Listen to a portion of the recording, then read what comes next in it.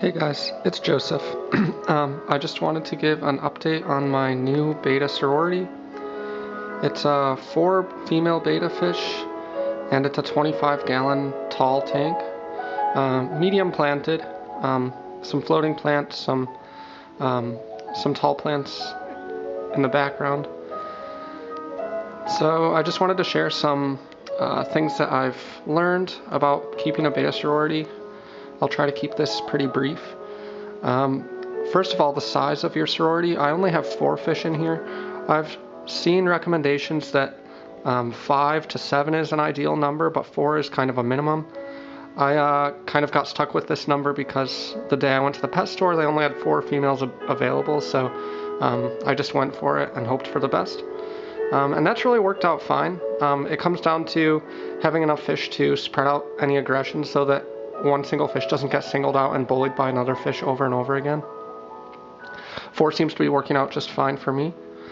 When you get your fish, the first day you want to put them kind of floating at the surface inside bags or containers so that they can see each other but not attack each other right away. And it also helps acclimate the temperature so that they aren't shocked by the temperature change later. So when I had them floating in the bags on the first day, I kept them in there for an hour or 2, and they definitely flared up at each other, but it gave them a chance to see each other before I let them loose in the tank.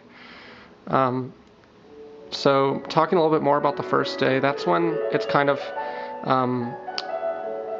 that's when things are a little bit scary for the fish owner.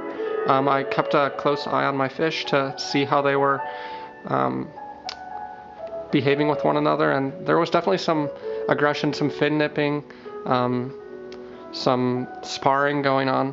The 3 red ones in particular were really going at it for a while. The solid red one that you see kind of floating around seems to be the alpha. She's the largest one in the tank and the most aggressive towards the others. On the first day they were definitely going at it, and I was worried.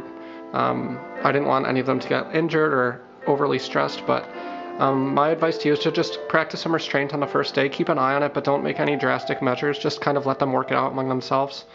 And you have to use your best judgment if things get bad, but in my experience, the first day is definitely the worst, and after that, things tend to settle down. I turned off the lights after a few hours on the first day so that they could get some rest and hopefully de-stress a little bit. And by the second day, things had calmed down a lot. There's still, once in a while, they do have a little bit of chasing, a little bit of fin nipping, but nothing serious. As you can see right now, they're pretty peaceful. They're just kind of swimming around, minding their own business. They're not really bothered by one another. If there is any chasing, it's not serious, and the one who's being chased can easily find some cover and get away from the one who's chasing them. So I haven't really encountered any long-term problems with over-aggression. There is a bit of a pecking order that gets established.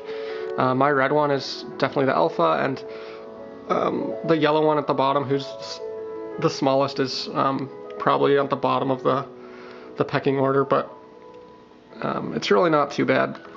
I do notice that fish that look alike tend to notice each other a little bit more. So the red ones, and I have 2 red and white ones that look fairly similar, they notice each other a little bit more, and that can result in a little bit more aggression towards each other. But overall, I'm happy with how things have worked out, and I encourage you to give it a try if you haven't. Fish all have different temperaments, so I can't guarantee that my experience will translate for all Betta sororities, but my experience shows that if you're patient, you have good water parameters, plenty of cover, you have a big enough tank. Mine's a 25-gallon. I recommend at least a 10-gallon for a Betta sorority. 20 gallons or more would probably be better. But if you have a large enough tank, good water quality, lots of hiding places, and you put in all your fish at the same time, you're setting yourself up for success. So I say go for it if you haven't. I find bettas are really cool fish. They have a lot of personality, and it's really awesome to see more than one of them in a tank together. It's something I've always wanted to do, and I'm glad that I finally gave it the green light, and I hope you enjoyed my video.